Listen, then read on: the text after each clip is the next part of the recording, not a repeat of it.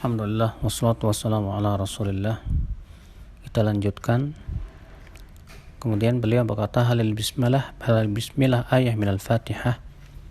Halil basmalah, apakah bacaan bismillahirrahmanirrahim itu salah satu ayat Al-Fatihah? Ikhtilaf para ulama dalam masalah ini. Namun yang rajih, Nabi SAW menganggapnya sebagai ayat dari Al-Fatihah, sebagaimana disebutkan dalam hadis dari Ummu Salamah, bahwa Ummu Salamah menyebutkan apa bacaan Rasulullah SAW, Bismillahirrahmanirrahim, Alhamdulillahirabbil alamin, Ar-Rahmanirrahim, Maliki yaumiddin, yaqta'u qira'atahu ayah. Beliau membacanya ayat per ayat, dikeluarkan Abu Daud, Baihaqi dan Tirmidzi dan yang lainnya. Dan orang yang tidak mampu untuk menghafal Al-Fatihah, dia tidak hafal Al-Fatihah, maka cukup dia mengucapkan Subhanallah, Alhamdulillah, La ilaha illallah, Allahu Akbar, La hawla wa la quwata illa billah.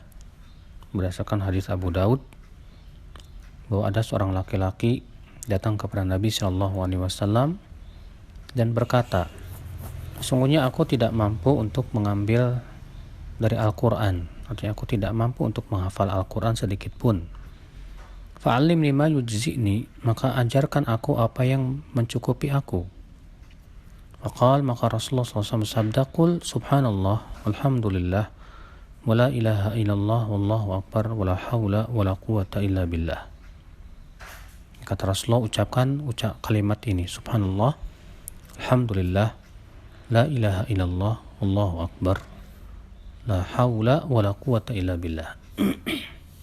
Dan dalam hadis Rifa'ah bin Rafi', bahwa Nabi SAW mengajarkan seseorang sholat, lalu beliau bersabda, in kana ma'aka Qur'an faqra', jika kamu punya hafalan Al-Quran, bacalah. Wa illa, jika kamu tidak punya hafalan, fahmadhu wa kabbirhu wa halilhu thumarka', maka pujilah Allah, bertakbirlah, bertahlillah, kemudian rukuklah. Dikeluarkan Abu Daud juga, ya.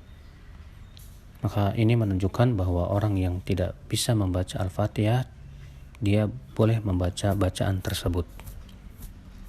Kemudian kalau kita di belakang imam, apakah kita harus baca Al-Fatihah? Ikhtilaf para ulama dalam hal ini. Imam Syafi'i mengatakan wajib membaca, baik dalam sholat yang dikeraskan maupun tidak.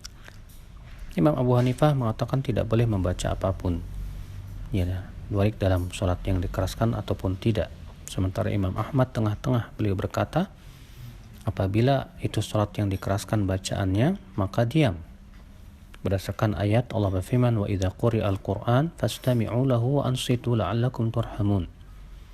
Apabila dibacakan Al-Quran, ya, dan dibacakan artinya dengan keras tentunya, maka dengarkan kepadanya dan diamlah agar kalian dirahmati.